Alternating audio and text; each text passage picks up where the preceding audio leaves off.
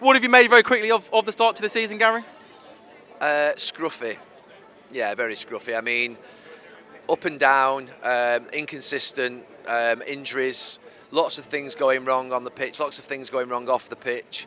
Feel very sorry, I think, for the manager. I know people will say he's got to do a lot better, and that's fine. You're the Manchester United manager, but there are big problems at the club that, to be fair, I think all managers have found over the last 10 years. And until those problems are solved, we'll still continue to see underperforming teams, underperforming players. I mean, it's become a graveyard for coaches and players. I said that a few years ago. It's not too strong a term. There are very few players that excel at Manchester United in this last 10 years. They were all great players when they came to the club. They were all wanted by other clubs, a lot of them. They won these players off other clubs, and then they end up coming to Manchester United and they end up not succeeding and not performing to the levels. Why is that? It's because it's not culturally correct to accept players in the way in which it should do, and we need to get that right. Give us your memories of your playing career with David, but also David Beckham away from the football pitch, because I know obviously you and him are very, very close friends.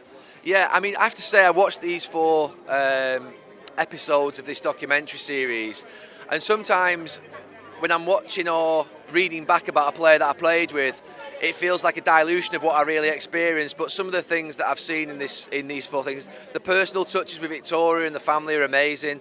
I think reminding about how great a player he was, the challenges that he had and what he went through, and some of those I lived through with him. Obviously, experience, was there for him at times when it was difficult, as all the players were.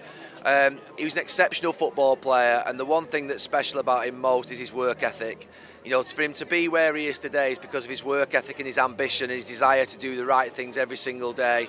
He fought hard to be a Manchester United player, but they went on to play for Real Madrid, Paris Saint-Germain, AC Milan, LA Galaxy. He didn't do things by half. And it's a really special career, and this is a really good moment for him tonight to celebrate what he's achieved. I want to be really clear, my title on this film is executive producer. I was just there to remember the bits that he couldn't remember.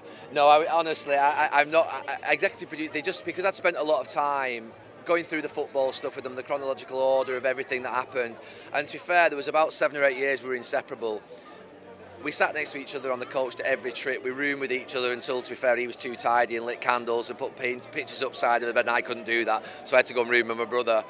We were inseparable. I knew everything about everything that he was up. Just his life was one big sort of microscope, and the scrutiny and the support that he needed was big from all of us and from the manager. And for me, I just think the personal relationship's most important. His work ethic is incredible.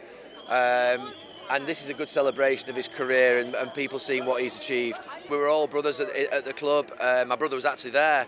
And I think that we did all stick together. It was a very tight unit. We were preached to by Sir Alex Ferguson every single week that basically you don't let each other down. You always stand up for one another. That your dressing room's important to you. And I think we lived by those principles and those values.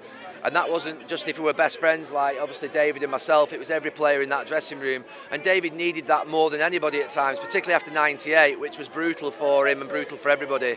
But going back to the executive producer, honestly, I'm not.